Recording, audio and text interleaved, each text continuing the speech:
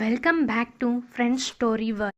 సరిగ్గా రాత్రి 10 గంటల సమయంలో ఒక అమ్మాయి పరుగులాంటి నడకతో తన లగేజీ బ్యాగ్ని భుజాలకు తగిలించుకొని ఒక బస్ స్టాప్కి చేరుకుంటుంది. అంత సమయం అయినా ఇంకా బస్ రాకపోవడంతో బస్ కోసం కొంచెం టెన్షన్గానే ఎదురు చూస్తూ ఉంది. ఆమె చూపులు బస్ కోసం చూస్తూ ఉన్నా ఆమె ఆలోచనలు మాత్రం కొన్ని గంటల వెనక్కి వెళ్ళిపోయాయి.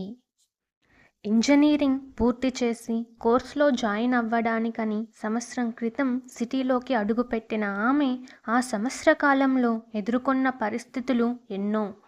కోర్స్ కంప్లీట్ అయ్యి ఉద్యోగం వేటలో పడి తన చదువుకు తగ్గ ఉద్యోగం కోసం ఎంతగానో ప్రయత్నించి విఫలమైంది.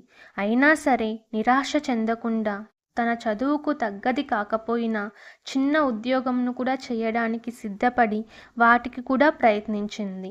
కానీ ఎక్కడికి వెళ్ళినా కూడా ఏదో ఒక కారణం చేత ఉద్యోగం రాకపోవడంతో ఆమెకు నిరాశే ఎదురయ్యింది. ఆ రోజు కూడా అలానే ఉద్యోగ వేటలో పడి అలసిపోయి నిరాశతో వెనుదిరిగి హాస్టల్కి చేరుకుంది. ఆమె తండ్రికి ఆమె భారం అవ్వకూడదని ప్రతి నెలా తన ఖర్చుల కోసమైనా తాను సంపాదించుకోవాలి అనుకుంది. అందుకోసం తను ఏ ఉద్యోగమైనా చేయాలనుకుంది.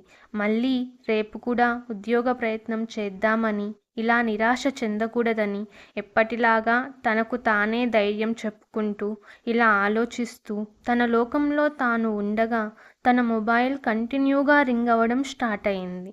మొదట ఆలోచనల్లో పడి ఆమె పట్టించుకోకపోయినా తరువాత అది వదలకుండా రింగ్ అవ్వడంతో ఆలోచనల్లో నుంచి బయటకు వచ్చి మొబైల్ వైపు చూపును మరల్చింది.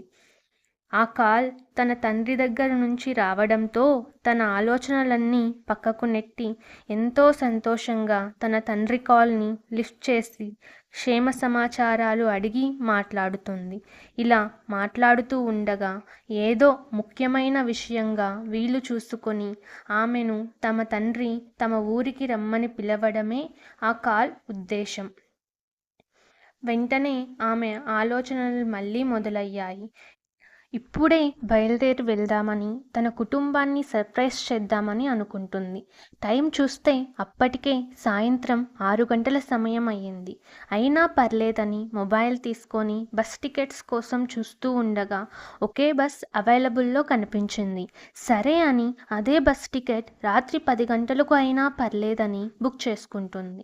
అప్పటికే సమయం కావస్తూ ఉండడంతో వెంటనే స్నానానికి వెళ్ళి త్వరగా స్నానం ముగించి రెడీ అవుతూ ఉంది. రెడీ అయిన